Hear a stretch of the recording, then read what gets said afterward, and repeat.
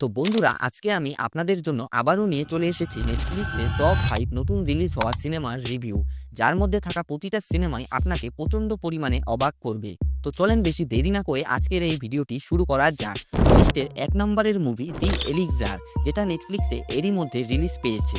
একটা গ্রামে zombie virus ছড়িয়ে যাওয়ার কারণে কয়েকজন গ্রামবাসী জীবন বাঁচানোর লড়াই করে এই সিনেমায়। ইন্দোনেশিয়ান মুভি হওয়ার কারণে আপনি এখানে খুব ভালো হরর এক্সপিরিয়েন্স করতে পারবেন, যার মধ্যে থাকা টেনশন আর থ্রিল দুটোই সত্যিই খুবই অসাধারণ।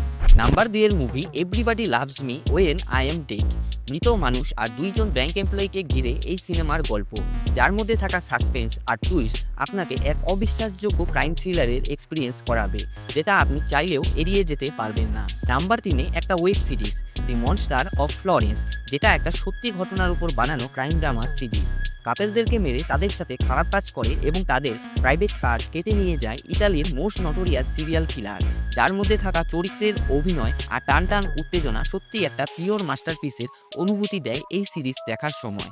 মনস্টার ফ্যানদের জন্য এটা must recommended. Number 4 A the women in cabin 10। একটা বিরাট জাহাজ, এক কোটিপতি অসুস্থ মহিলা আর একজন নিউজ রিপোর্টার এক অসম্ভব ক্রাইমের সামনা করে সেই জাহাজের 3 দিনের যাত্রায়, যার এন্ডিং আপনি দেখার পর ভাববেন যে এটা তো আমার কল্পনারও বাইরে ছিল। নাম্বার 5 এ আরেকটা ওয়েব সিরিজ মনস্টার দি এড গেম স্টোরি, যেটা একটা সত্যি ঘটনার উপর বানানো সিরিজ, যার থেকে অনেকে ইন্সপায়ার হয়ে মার্ডার করা শুরু করে, যার উপরে অনেক সিনেমাও বানানো হয়, টেক্সাস চেইনস, আমেরিকান সাইকোর মতো বিভিন্ন সিনেমা।